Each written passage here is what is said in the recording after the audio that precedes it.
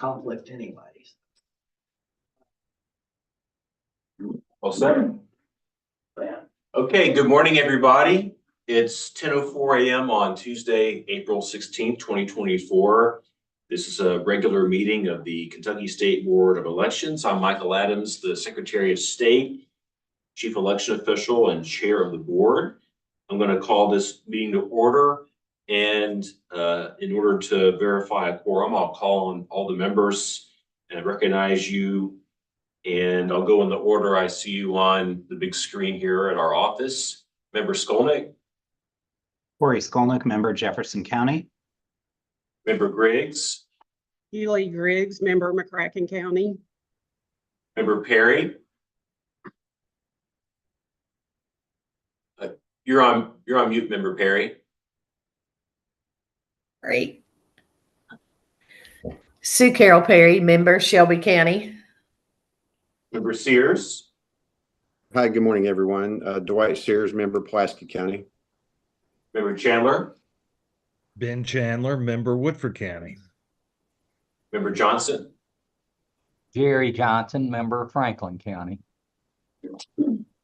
We have a quorum. Thank you all for being present. We'll get started.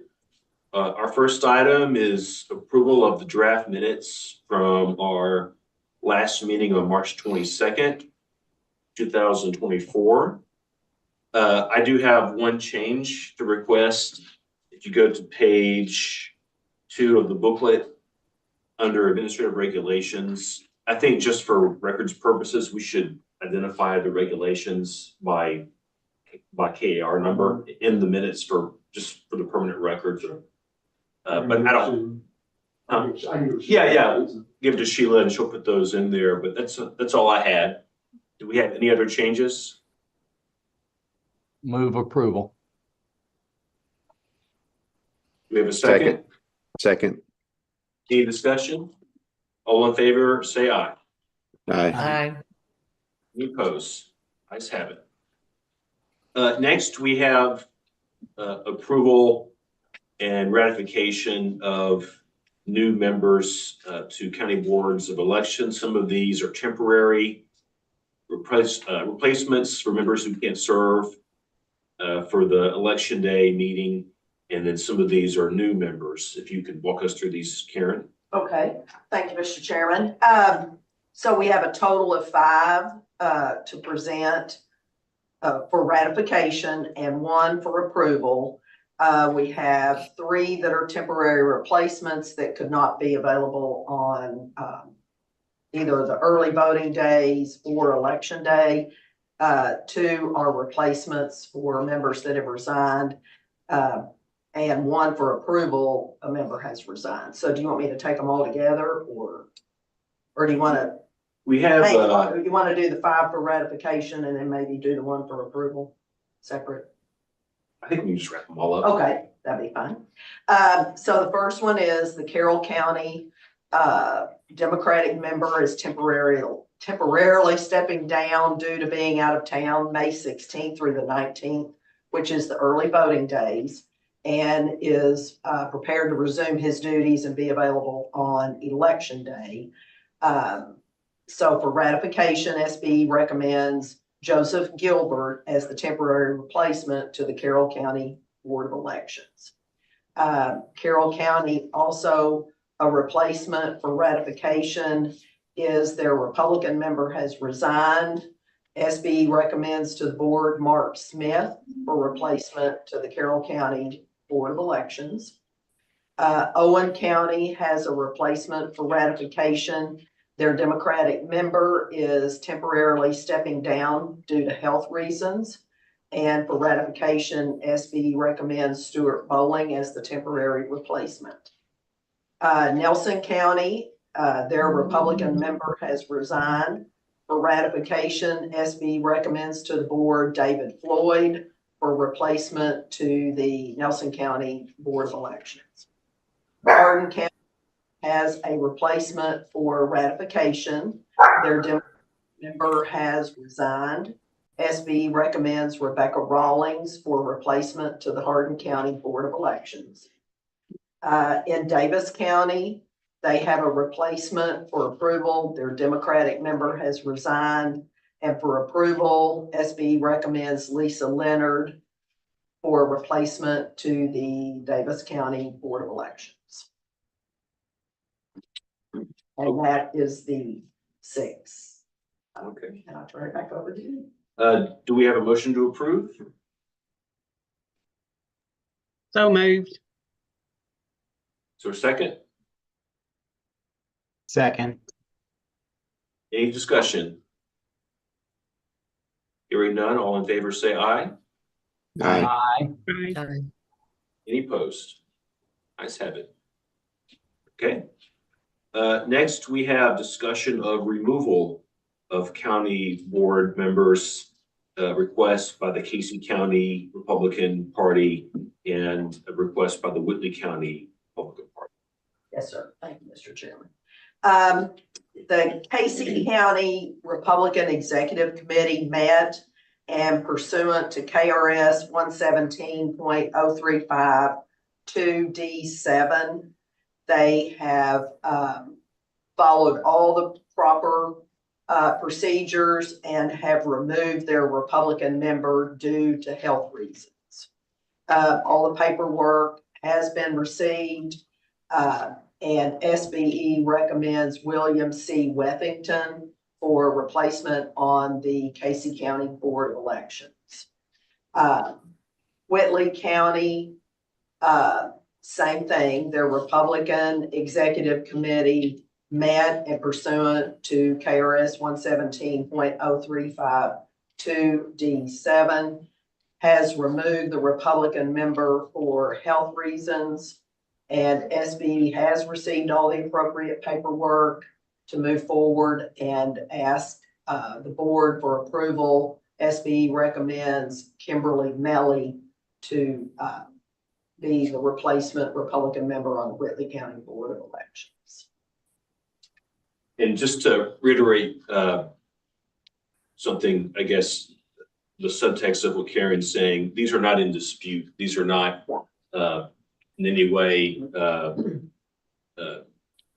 in dispute as to whether these members should be removed. There's consensus on these. So do we have a motion to approve? So moved.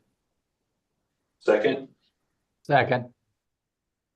Any discussion? All in favor say aye. Aye. Any opposed? Ayes have it. Okay. And then next we have approval or ratification of additional precinct officers for the May 21st primary, Adair and Nicholas counties. Thank you, Mr. Chairman. Adair County has submitted the appropriate paperwork and is requesting a total of 9 additional precinct officers. They have 3 consolidated precincts and 2 single precincts that they are requesting additional precinct officers for. And I'll just move ahead with Nicholas County if that's fine. Nicholas County as well is requesting a total of 2 additional precinct officers, 1 for each of their largest precincts, their 2 larger precincts. And I will turn it back over to you, Mr. Chair. Okay, do we have a motion to approve? So moved. Second? Second. Any discussion? All in favor say aye. Aye. Aye. Opposed? Aye. Ayes have it. Okay, so now we'll proceed to Rachel Pointer with our financial reports. At our last meeting, I think it was our special meeting in March, she went ahead and gave us the paperwork. She wasn't able to attend that meeting. So would you mind to be able to go back to what you gave us Sure. previously as well as what you have for this meeting? Sure. Good morning. So I did include in this month's packet an individual breakdown for February as well for transactions. Just to see, nothing major there, but wanted to see if anyone had any questions about February or March. We're looking on par with what we would expect for both months, so nothing out of the ordinary. And that goes the same with all of our grants. As far as interest is looking good this year. So that's great for us. and then positive gains for state interest and state match as well. One thing that I did want to note that isn't financials, but it does have to do with the financials, is our progress with the Department of Homeland Security grants. We've talked about those previously. The 2022 cybersecurity grant, you all approved the purchase of the plum cases to be used in the primary election. We got all those in. Those have all been inventoried. And we have already submitted all of our final paperwork to close out that grant with Homeland Security, and they have already given us the reimbursement check for that. So that is all final there. The other grant, the 2023 State Homeland Security Grant Program, that was for the security carts for the election equipment. That has been ordered, that all the counties have received what we could do there. And then we have submitted all of our final paperwork to Homeland Security for that. So we're in the final steps to close out that grant as well as soon as we receive the reimbursement there. So those are moving along pretty well. We should have them both completed and closed out by the end of the year, the fiscal year. And then also, I just wanted to say that the Election Assistance Commission has let us know that they will be giving out an additional amount of HAVA awards.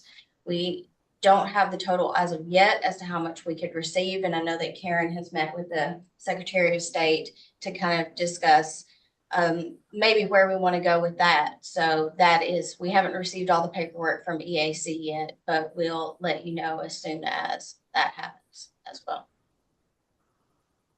And just to add to that, we're doing the same process, we discussed before. We submit what we believe would be good options for the use of the grant, and then we work with the Secretary's office together to make sure we come up with a good plan to present to EDC. We've started that process with Jennings. I've got a question. Absolutely. It kind of relates to what we just talked about a little bit. We do still have some funding from the last round that we took, and some of that has been earmarked for promotion of early voting. What account is that in? And is there anything? It is in election security. Okay. And it was for 120,000. Okay. So in the narrative was for promotion of early voting. So if at this time, if we want to change the wording of that, or if we want to move forward with that, we can do that in the narrative that we create for the additional funds. Okay. So I hope the members would agree with me on this. I don't think that lines are going to be a problem in the primary. I think we get more bang for the buck if we hold that money toward November to promote early voting in that election. Does everybody agree? And there's no time frame on that. It's till expended. So we can spend that 120,000 whenever it comes most beneficial for us. So I think let's get through the primary, and then maybe we'll have a working group like we did in 2020 with members. I'll be on it and members of the board, and we'll come up with a plan. And I think we still have the same vendor we used last time on state contract, right? We're in 7E. So why don't we plan to come back to that later in the summer and discuss that? So that's all I had, Rachel. Thank you. Any questions or comments for Rachel? Good to see you back, Rachel. Yeah. Can we get a motion to approve the financial reports as submitted? So moved. Second. All in favor, say aye. Aye. Thanks very much. Thank you. Okay, I see Tabitha has joined us on behalf of the County Clerks Association. Welcome, Tabitha. The floor is yours.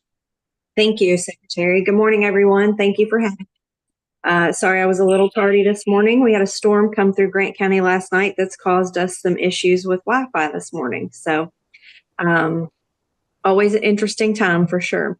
I just want to highlight that House Bill 580, our continuous improvement bill for elections, was concurred yesterday by the House on a vote of 96-0, which is impressive and shows the work of the State Board, the Secretary's Office, the County Clerks Association, all being stakeholders in this and working together to continually find improvements and ways for us to be efficient and secure with our voting procedures in the state of Kentucky.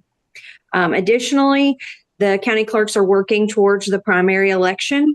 We are, a few weeks out from having people here in the office for excused absentee. Many of us are mailing ballots to those who qualify for a mailed ballot at this time. The portal's up and working. So things are certainly underway in the county clerk's offices around the Commonwealth. Additionally, I really appreciate the work that the state board has put in, and specifically Rachel, to help county clerks find additional funding through the Homeland Security grants to help with things like generators if we were to have an outage in a facility, to be able to continue to utilize our election equipment, and lighting for some locations. So there's quite a bit of work that goes on, even without direct funding from the state board or direct grants from election. Homeland Security is an opportunity for us to find funding to help fund our elections. So really appreciate all the work that Rachel has done to help county clerks and fiscal courts across the Commonwealth try to obtain those funds. So if there's any questions for me, I'm happy to take them. That's my report for this morning, Secretary. Thank you, Tabitha. Any questions or comments? I'll make one comment. I appreciate your point about 580 and the consensus approach that we take to elections here in Kentucky, and the fact that it passed 96-0. You don't see a lot of 96-0s on election laws anywhere in the country. So that's a big deal to have that go through unanimously. And so I certainly hope the governor will sign that bill. I have no reason to believe that he won't, but I certainly hope that he will sign that bill and encourage anyone who supports it to let his office know. Okay, thanks a lot. Oh, yes, go ahead, Member Johnson. Yeah, I just wanted to ask Tabitha. I know it was a disappointment that some of the funding that was scheduled within that bill ended up not getting included. And so I guess among your many duties over the next several months for running an election, be interesting to prepare, I guess, in advance of next year. I don't know if there'll be something in the interim that will allow you all to make suggestions, but I know as one member of this board, and I feel like probably many of them, we'd be very supportive of trying to help you find additional money for the county clerks. And so if there's anything from my perspective that I can do personally, please let me know. But I'd like for us to work with you as best we can moving forward to try to maybe help find some additional money in the next session, maybe. Member Johnson, I appreciate those comments. We certainly will take any help that we can receive. Unfortunately, this budget go around, we just, in order to get there were several things in the bill that were just greatly needed for the clerks and for our constituents, that we felt like we had to move forward with the bill even without the funding. So I think that there's certainly room for conversations and an invitation from the legislator to continue conversations about the funding model and to find the best way forward for the state budget and for county clerks and fiscal courts who help fund our budgets. So we look forward to those conversations. I appreciate your comments this morning. Thank you.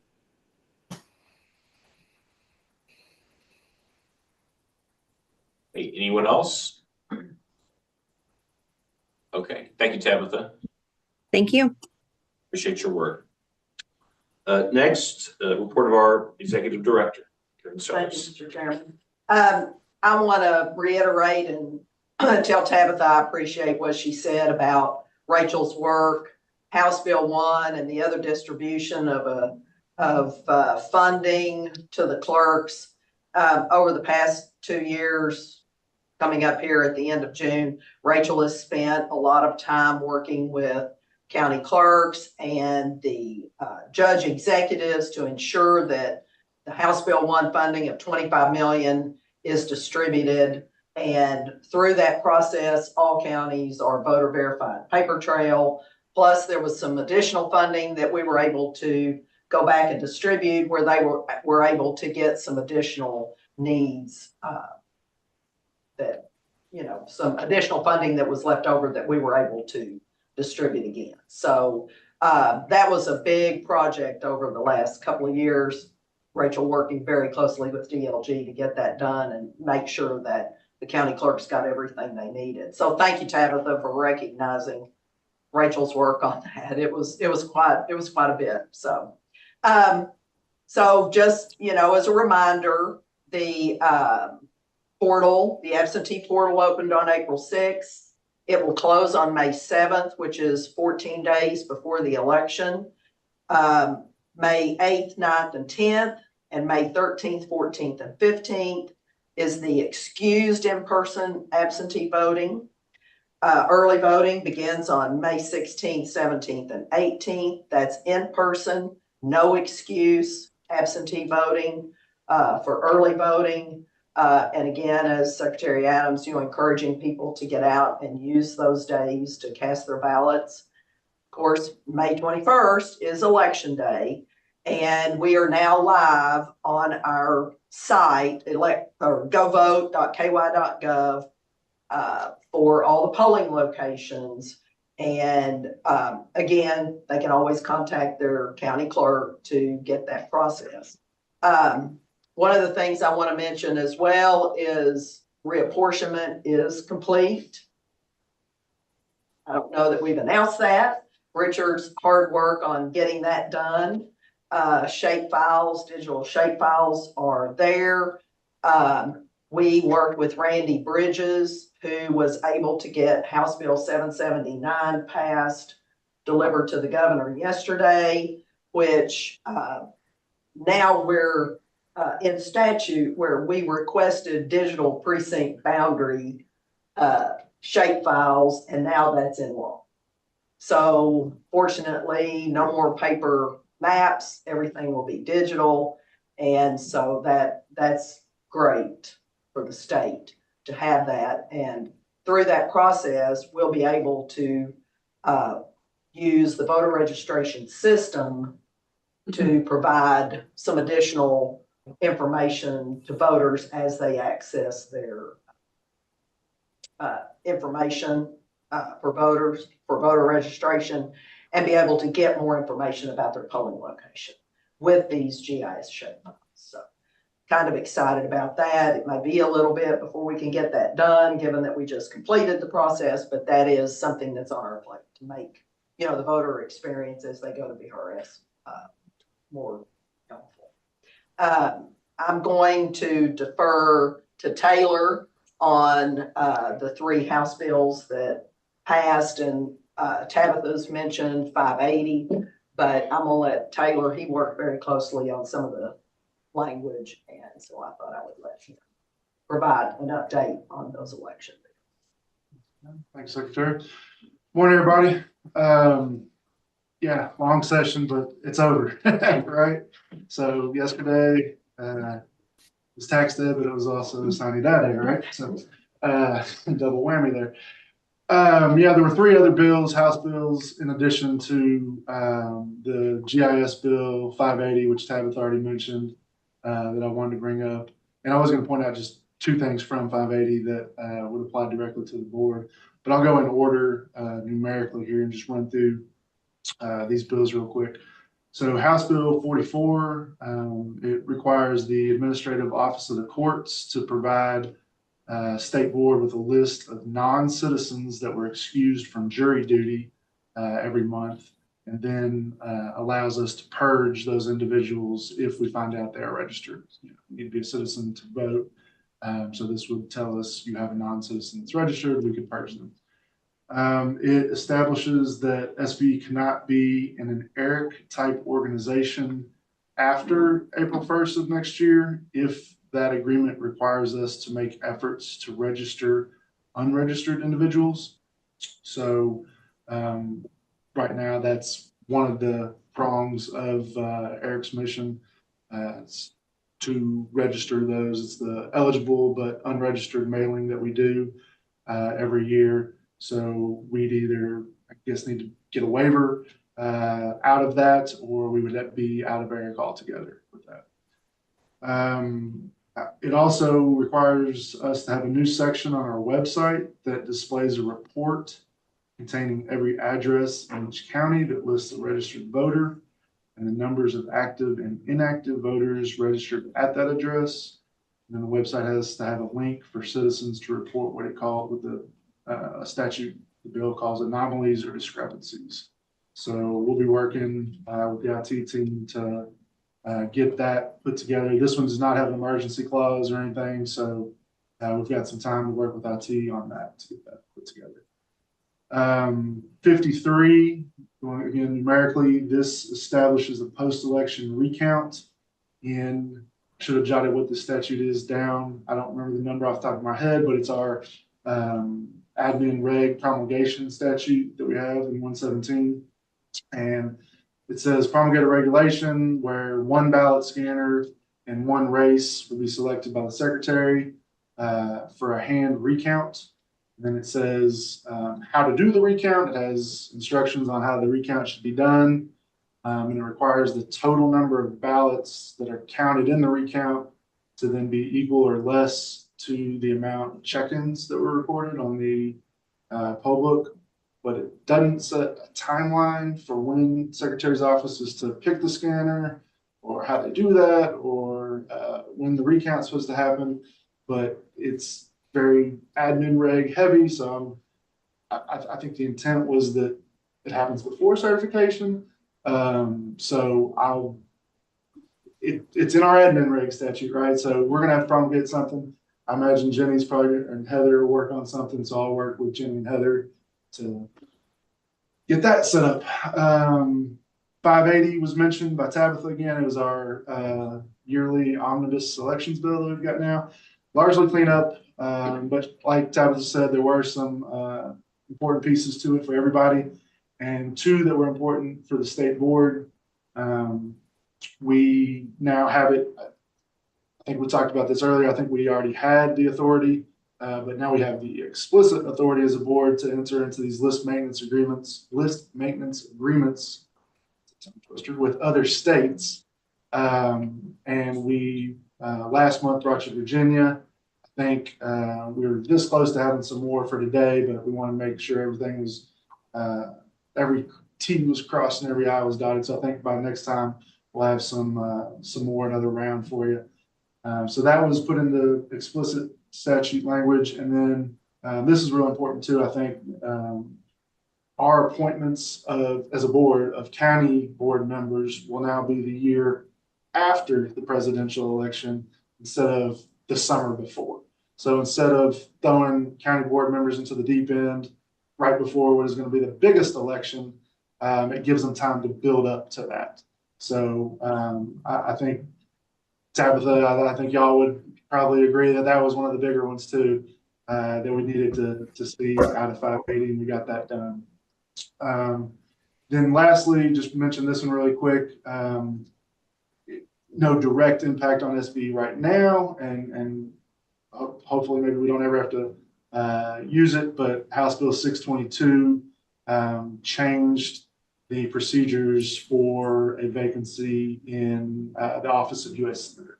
So instead of, we had it going into the session with a list being submitted to the governor, now it's a special election. So those are the four in addition to the GIS bill that Karen mentioned, and happy to take any questions if anybody has any about this.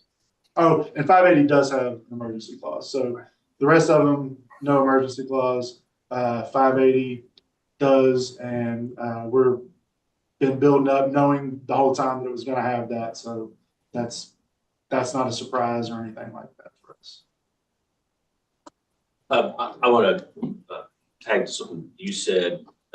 580 is a big bill. We won't go into all the details of it, but one other provision I think is pretty important is the existing law that allows the county clerks to obtain publicly funded buildings for election day. Now that's true of other election days, not just the last election day. So now we have increased flexibility for the clerks to be able to obtain schools and other public buildings for early voting days, not just election day. Because I know it's been a challenge for them to get locations for early voting. So that's also good news. Yeah, that's another good one. Thank you for bringing that up. Yeah. Any questions or comments for Karen or Taylor?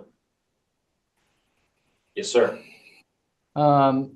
Just briefly, and we can talk about it more offline, Taylor, but on the provision that relates to the establishment of a new database of identifiable addresses and I guess numbers of people who are voting and not voting within the household, this kind of thing. I mean, how complex is that going to be? And I mean, help me understand that just a little bit. That's a little bit troublesome, but.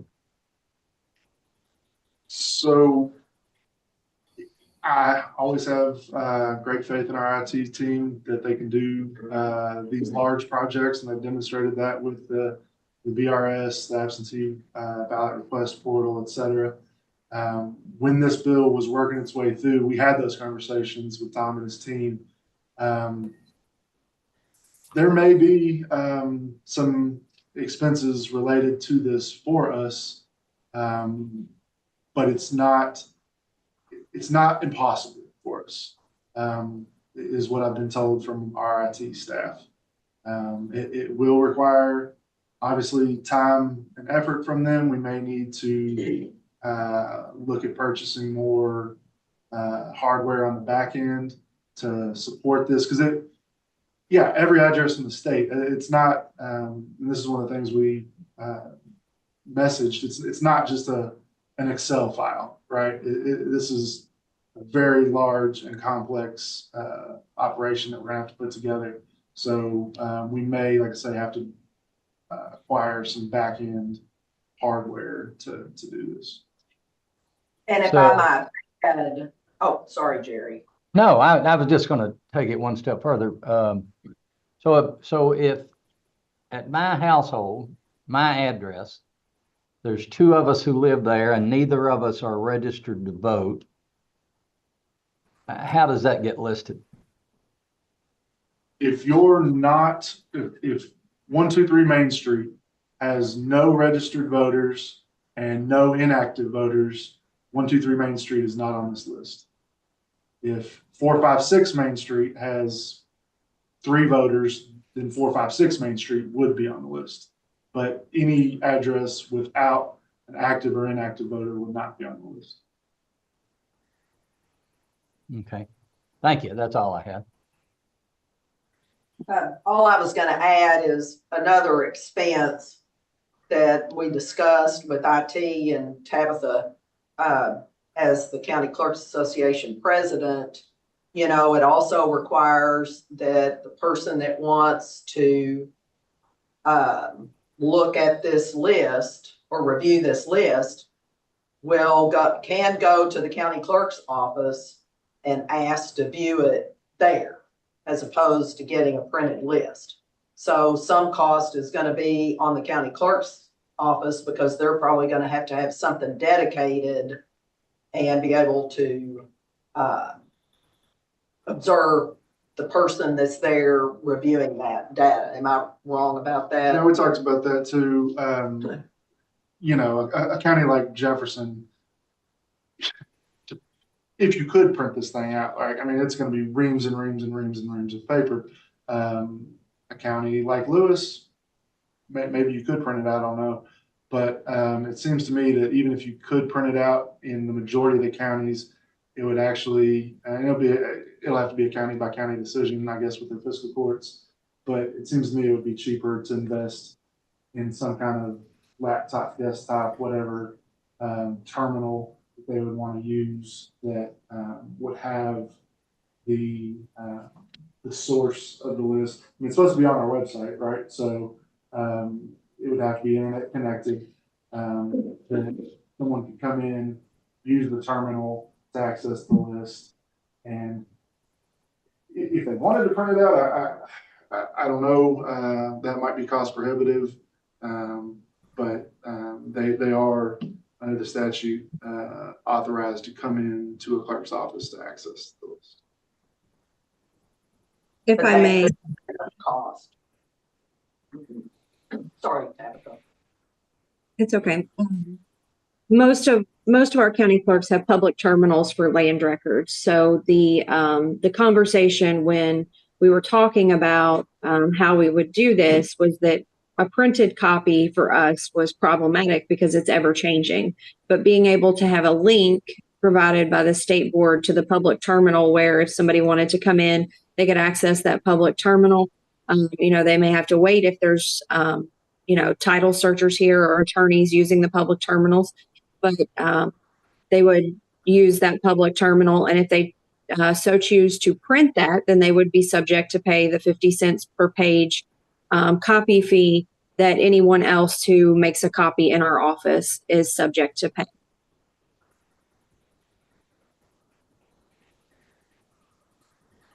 What's the point of this? You would need to speak to the bill sponsors, Representative Chandler or Member Chandler. Do you have any notion of what it might be?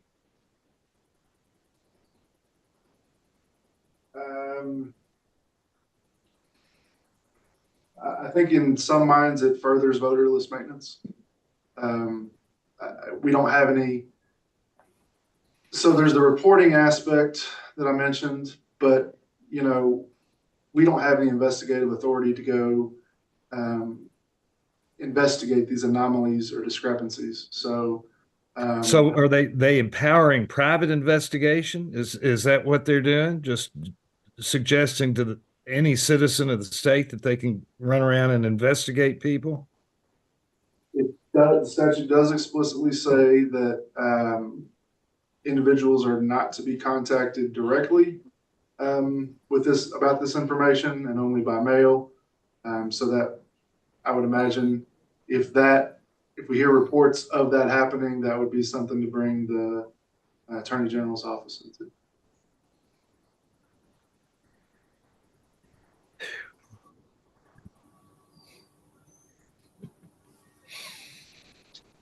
Anyone else?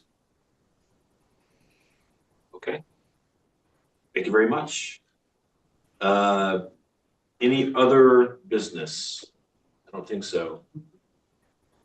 All we have left is we need to have a brief closed session to discuss any litigation. We have a couple of cases to discuss.